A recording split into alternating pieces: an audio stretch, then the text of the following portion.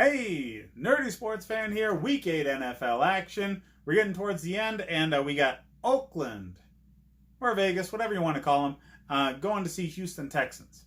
Now, Oakland did not so good against the Packers last week, but that was expected.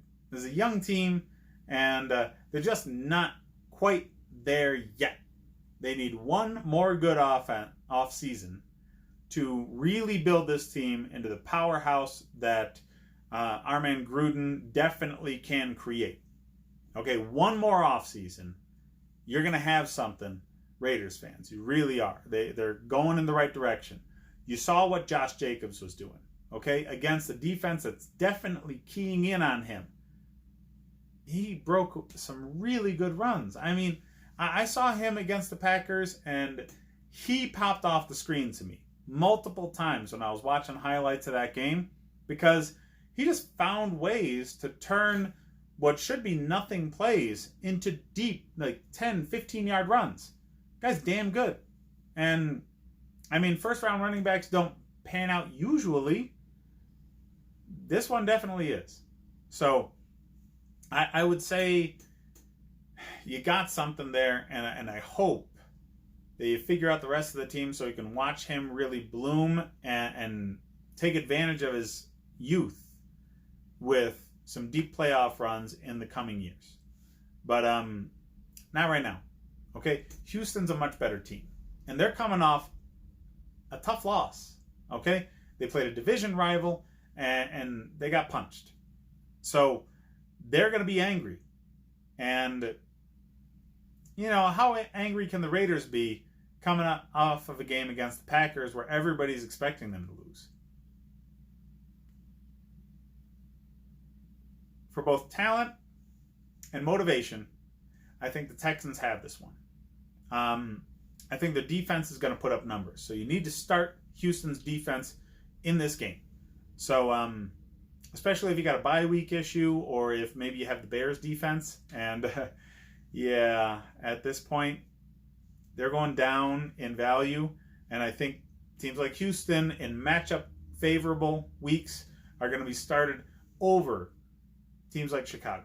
So I definitely have that as the case this week. Deshaun Watson and DeAndre Hopkins are matchup proof. You put them in every single week. They just are too talented. They're going to get their numbers. Their bad weeks are still going to be better than most people at their position. So they need to be out there. The people that are going to be streaming for Houston are Carlos Hyde, Will Fuller. They don't really use the running game as effectively as they should. Mostly because their offensive line still isn't fixed. And the other wide receivers are matchup oriented. Fuller is damn good. He's the best deep threat in the league. But he needs to be going up against a defense that really can't handle his speed in order for him to really shine.